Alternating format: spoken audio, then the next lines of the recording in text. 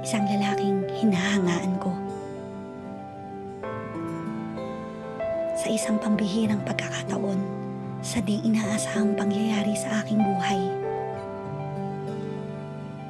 Isang lalaki ang nagpabago ng pananaw sa mundong ginagalawan ko.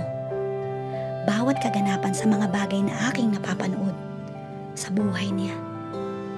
Madalas ako'y nakaabang sa mga bagong gagawin niya. Kapag siya'y aking napapanood, nakakapawi ng lungkot, nakakapagbigay ng pag-asa. Nakakapagpaalala ng maraming bagay na nalimot na ng panahon. Kung minsan sa kadahilanan, lumipas na ang maraming panahon sa akin, kung kaya't nakita ko maging malalim na sugat sa puso, na may malalim na pinaghuhugutan ng sakit sa nakaraang panahon. Ng lalaking ito, bagamat hindi ko naman siya lubusang nakikilala, ninais kong alamin ng maraming bagay sa kanya.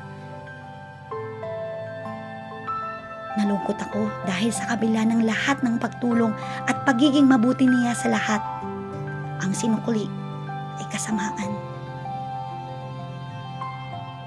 Masamang laban sa kanya na paninira na walang basihan.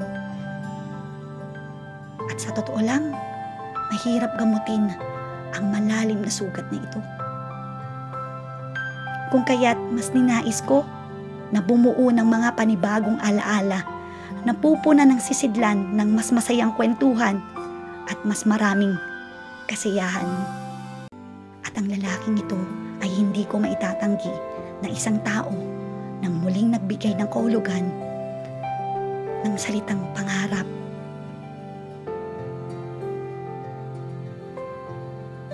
Kaano man ito kahirap, natin itong maabot, talakip ng pagtitiwala sa Diyos. Magiging matagumpay tayo.